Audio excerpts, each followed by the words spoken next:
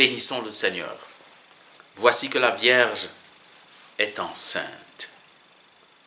A priori, on penserait qu'elle n'est plus vierge. Voici que la Vierge va concevoir. Isaïe 7, 14. En effet, le texte original, par lui-même, du moins cette phrase, ne dit pas si la jeune femme dont il est question est vierge ou pas. Le texte hébreu. Mais la traduction grecque des Septante, qui est citée par le Nouveau Testament, qui fait autorité, cette traduction donc dit clairement Parthénos. Voici que la Vierge va concevoir. Voici que la Vierge est enceinte, elle est enceinte et elle est vierge. Oui. Effectivement, il s'agit de l'époque où le roi Akaz de Juda est sous la menace d'envahissement par les deux rois Récine et Péka d'Aram et d'Israël. Israël, le royaume du Nord, qui se ligue avec les Araméens pour envahir le royaume du sud, Juda. Alors le roi de Juda, Akaz, se dit, oh là là, je suis fini, je suis perdu, je ne peux pas m'en sortir. Et c'est là que le prophète Isaïe dit, le Seigneur lui-même va vous donner un signe.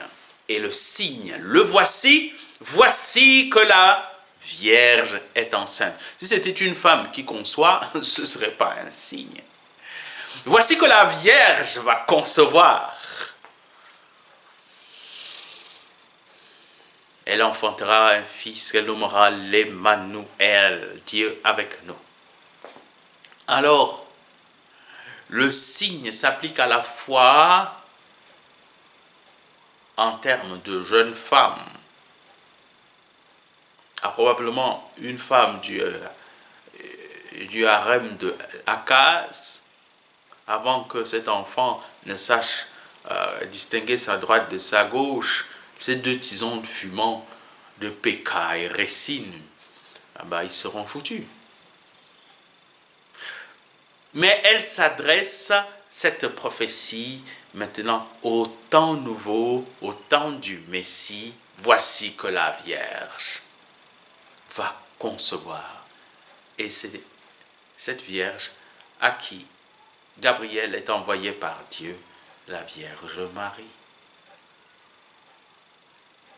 Il y a là le signe que celui qui vient et qui sera appelé Fils de Dieu est le fruit de la terre, mais pas du travail des hommes.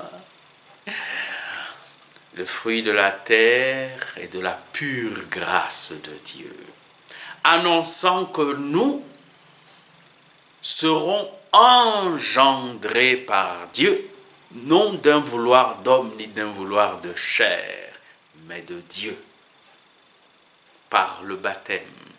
En cette nouvelle naissance,